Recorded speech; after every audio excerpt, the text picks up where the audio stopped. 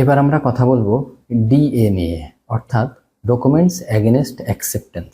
এই ব্যাপারটাও একটু খেয়াল করলে বুঝতে পারবেন, যেহেতু এখানে অ্যাকসেপ্টেন্সের কথা বলা হচ্ছে। এই পেমেন্ট সিস্টেমটা অনেকটা বাকির মতো, বাট এটা নির্দিষ্ট একটা সময়ের জন্য। এই সময়টা খুবই কম হয়, এটা হয়তো 15-20 দিন অথবা 25 দিন 30 দিনের জন্য হয়ে থাকে। এই পেমেন্ট সিস্টেমটার নিয়ম হলো, সাপ্লায়ার যখন কোনো প্রোডাক্ট শিপমেন্ট করে দিবে, দেন সে 1 কপি বিল অফ এক্সচেঞ্জ তার ব্যাংকে জমা দিবে। তারপর ওই সাপ্লায়ারের ব্যাংক ওই বিল অফ এক্সচেঞ্জটা বায়ারের ব্যাংকে পাঠাবে, অর্থাৎ ইম্পোর্টারের ব্যাংকে পাঠাবে।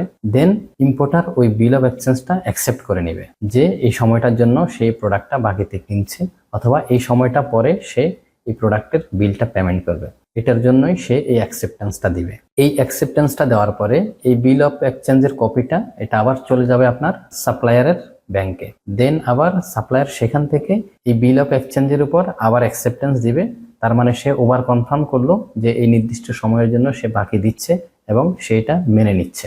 দুই পক্ষই যখন এই অ্যাকসেপ্টেন্সটা দিবে, দেন বায়ারের যে ব্যাংক আছে ওই বায়ারের ব্যাংক ফুল শিপিং ডকুমেন্টসটা বায়ারের হাতে দিয়ে দিবে, অর্থাৎ ইম্পোর্টারের হাতে দিয়ে দিবে। যেই শিপিং ডকুমেন্টসের উপরে ভিত্তি করে ইম্পোর্টার পোর্ট থেকে প্রোডাক্টটা রিলিজ করতে পারবে। এই সিস্টেমটাই হলো মূলত ডকুমেন্টস এগেনস্ট অ্যাকসেপ্টেন্স।